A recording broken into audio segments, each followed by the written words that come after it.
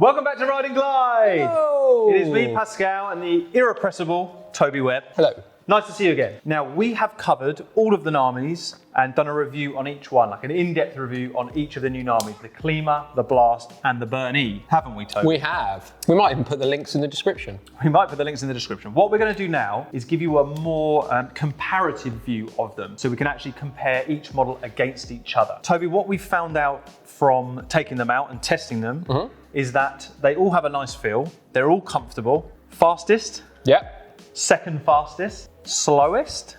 But maybe most surprising? Most surprising. So top speed of the Klima was 42 miles per hour.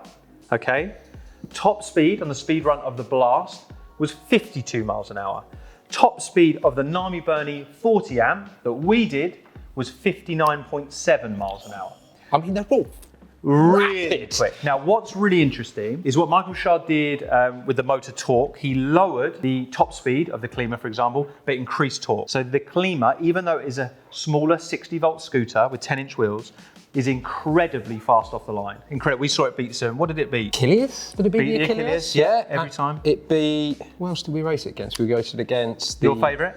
The Veset 10 Plus. Yeah, annihilated the Veset 10 Plus over Yeah. 100 and 200 metres. Which I've always maintained is a fast scooter. And it actually picked the Thunder 2 on the first drag race we did over 100 metres, but that was very close, wasn't it? Yeah, and Dan was moaning about, we had to do bad starts. But incredibly fast off the line. Yeah. Then you had the Blast, which was a serious drag racer, wasn't it? Although it goes 52 mile an hour top speed, which is fast, it killed everything on the drag racing except for the Nami Burn-E, didn't it? And that was what everyone said when they rode this.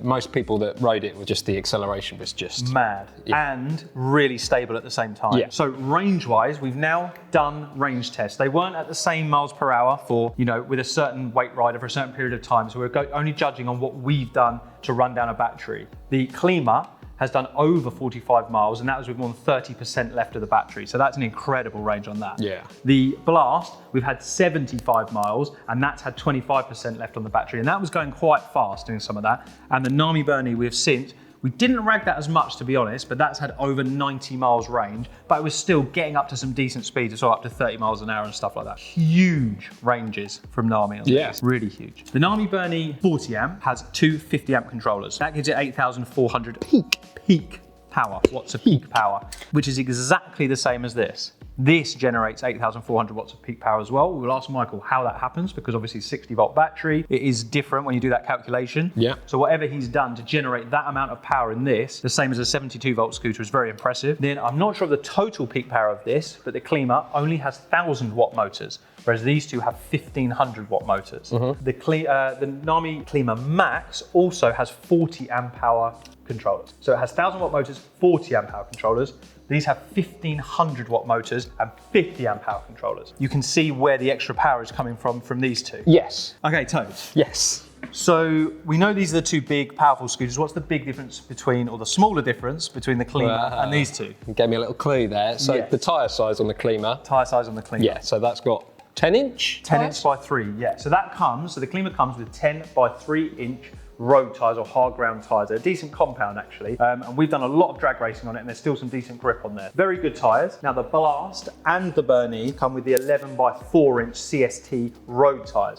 You'll see on the Blast here, there are actually CST off-roads on it, and that's because the last filming we did on this was off-road, but they do come with the standard CST 11 by 4-inch road tyres on that as well. So those are some of the sort of, what would we say? Those are some of the sort of performance differences between the scooters. Really fast. Yep. Very, very, very fast. Yep. Very fast. Yeah. Yeah. Here today, what we want to show you now is actually how they compare in more physical form. Yes. So we've already looked at the tyres, and that makes the scooter slightly lower. So what I'd like is for you to come around here, cameraman, and Toby to come over here. I'd like to show you the height from the ground to the handlebars of each scooter. So we have the Nami Klima. So can you just stand that up, Toby, so it's straight? So the top of the handlebar on the Nami Klima is 133.5 centimetres. So 133.5 or 1,335 millimeters from the floor to the top of the handlebar. Now we'll move over to the Blast. And this is a drag racer designed to be ridden at high speeds and corner very well. This is a big difference, 127 centimeters or 1270 millimeters from the ground to the top of the bar. That is a big difference, isn't it? So 127 to, what was this, 133? Yeah. 6 centimeters different. So 127 on here, 133 centimeters off the ground here, so you're 6 centimeters lower when you're riding the blast. So we'll go over to the burn E off the floor, and we are 135. So the burn E is the highest from the floor to the top of the handlebars is 135 or 1350 millimeters. So that's the highest by 2 centimeters. Then the klima 133, and then the blast 127. Now what we're going to do, this is maybe more interesting to some people, is the height from the deck. That's what you're going to feel the difference when you're riding it. Exactly, so when you're standing on. So although you may be higher, there might be a different ratio. So from the deck to the top of the handlebar is almost exactly 107 centimeters, so 1070 millimeters on the burn E. Come over to the blast, see if we can show you there. We are 104. So 30 mil or 3 centimeters shorter on the blast from the deck to the handles, which means your riding position on the burn E to the blast is going to get lower. So you're going to be more tucked in for that speed, cornering and riding. Yeah. Let's head over to the klima. See if I can get that flat on there. I'm going to have to give a bit of a look here because you can't get right up next to it. So that is showing 108.5. So that is higher than the Nami burn E. That's quite interesting, isn't it? That is interesting. Yeah, 107. Well, 107. No, hold on. Let's try that. It was interesting. Still interesting. So I think I was putting that in the wrong place. So we'll do it from there. Oh, it is. It's 107. So it's identical to the Nami burn E, but 3 centimeters higher than the blast. So the blast deck to handlebar height is lower. So if you're trying to consider between these two, let's take all of the performance out for a second, but you are just slightly shorter, on the shorter side, this may be more suited to you, just going from that. Yeah. Now, what I also want to look at is how high off the ground they are. So what's their clearance from the bottom of the deck to the ground? And that's useful for when, you know... Well, if you're riding it off-road, it's going to get an idea to have clearance, and obviously that's going to affect how it feels exactly that when you're riding it. So let's go to the burn E again. So Toby, if you can straighten that up, I'm going to get right down on the floor. This is the clearance on the Nami burn E. We have all 18 centimeters, so 18 centimeters or 180 millimeters. 18 centimeters. Now, Toes, move over to the blast, please. Presuming this is going to be slightly lower. I would imagine so. 1.8 on the Nami burn E, 1.55 on the blast. So 25 mil lower to the ground on the blast. So not only is the deck to handlebar height lower, the height from the ground, or the distance from the ground to the bottom of the deck, is 2.5 centimeters lower than on the Nami. And deck to handlebar height is 3 centimeters lower. So overall, you're 5.5 centimeters or whatever lower to the ground. That is done on purpose. Michael Shard designed this scooter to hug corners, be much more balanced when riding at speed, you know, sort of racing type scooter really. Yeah. Whereas this is like your Rolls Royce, but still very fast and high performance. We're going here to much more of a sort of drag racer or a rally car or something like that, aren't we? Well, that's just plain physics, isn't it? The lower you are, the lower your centre of gravity, you're going to be more stable. So let's go from here over to the klima and see what the klima clearance is. Klima clearance. Klima clearance. Klima clearance. Now, we have all the KK shocks as usual on all of the scooters. So these are the rebound adjustable hydraulic coil shocks, aren't they? But the Nami actually has a slightly, the klima actually has a slightly smaller shock, I think at the front and the back than the others. So that's going to give it slightly less cushioning than, say, the blast or the burn E, depending on the setup of the shock. So here, it is identical, you probably can't see that from there, but it's identical to the Nami burn E, 18 centimeters. So this, even though the tyres are smaller, has the same clearance as the burn E, so this is going to perform well off-road as well as on hard ground, judging from that and the suspension setup. Whilst we're here, Toes, we're going to have a look at deck size, okay? Okay. Your favourite. That's how you use it. Yes. So being smaller, we've got 36 kilos, the Nami here, obviously the Klima. It's a smaller scooter. It has 1,000-watt motors. It has 10-inch tyres. It's smaller than the bigger scooters in the range. Yeah. So generally speaking, you think the deck is going to be smaller, but it's important to know the size for all of you guys at home to compare to the other scooters. Also, the kicks on the back, aren't they? The footrests are all different as well, but you can see them as we go along. So the Kilma, total width, 23 centimeters on the deck. And I'm just gonna go back to the footplate here from the front because these bits aren't usable around the side. Okay. I'm gonna go back to the footplate. So 23 wide. To the front of the foot. Front of the footplate. So so where your foot can't go further back there. So 23 by, what do we got, 48? Yeah, I'd say. 48, yeah. So 23 centimeters wide by 48 centimeters long on the Klima. And there's a 30 amp hour battery in there, 21700 cells. So a lot of power stored into a fairly compact space. Looking at the Blast compared to the Klima, I'd say they look similar lengthwise. Yeah. This is just my guess. But I'd say you've got a little bit more width. She's thick. Let's find out. Yes, a good girth here.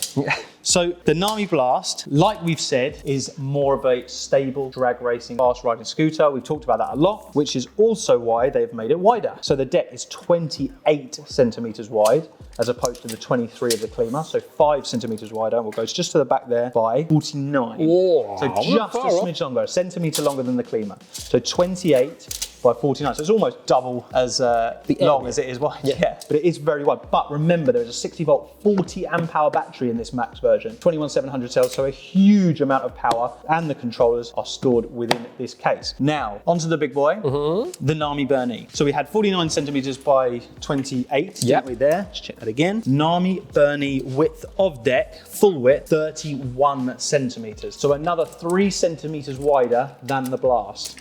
Again, we're going to do the length, or usable length, so we'll go from there, which is the base of the deck. Yeah.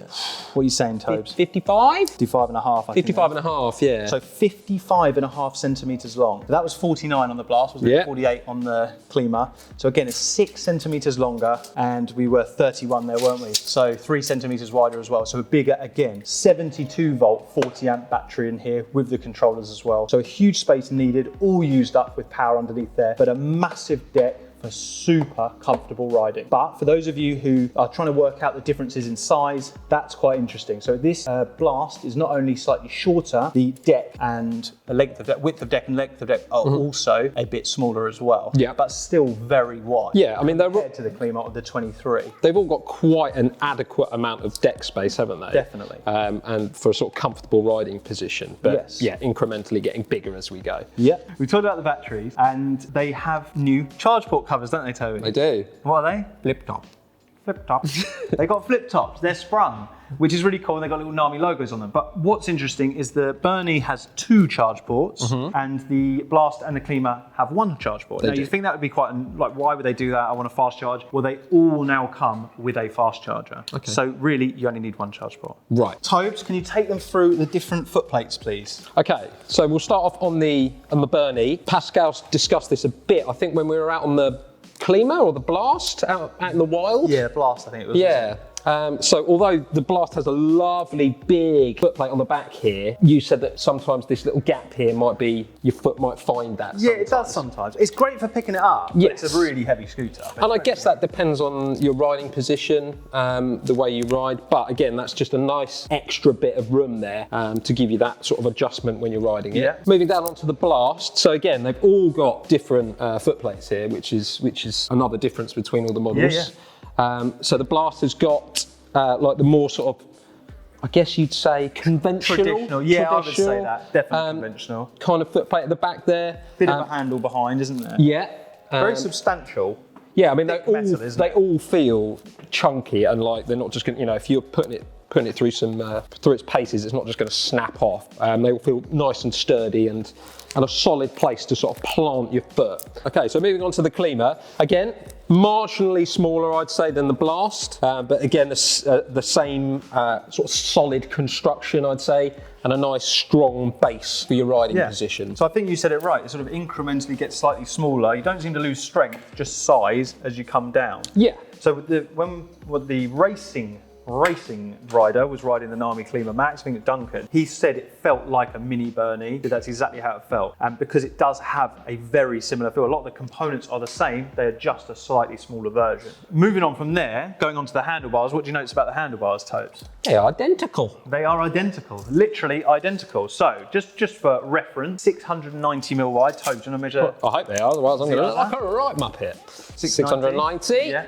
690. So they all have the same width handlebars. Yep. They've all got the same functionality, all similar displays, or the same displays, I should say. Same brake makes, but the Blast and the Klima, that includes the Blast Max, Klima Max, have the 2-piston Logan brake. The 28 amp hour version of the Nami Bernie, they call it the Bernie 2, has 2-piston Logan brake and also 1000-watt motors, so it's a 50-mile-an-hour maximum scooter. But the 40 amp version, which we've got here, comes with steering dampener and has 4-piston Logan brakes. So for extra braking power, Yeah. just a bit of an upgrade there. Lights are the same, 2000 lumen headlights, all exactly the same. All of the quick connectors are the same. Throttles are the same on all 3 of the models. We haven't discussed, I mean, all the waterproof ratings are the same as well, which is fantastic. And each battery now comes in its own case, so it's completely sealed, doesn't it? The way that they've built these new batteries. Whereas you used to be able to just lift the battery in and out. Yeah. Now they come in a sealed system. It's really cool. Yeah, brilliant. Basically making it all much more waterproof, which these scooters are known for. Stem on the Bernie, carbon fibre. Yeah.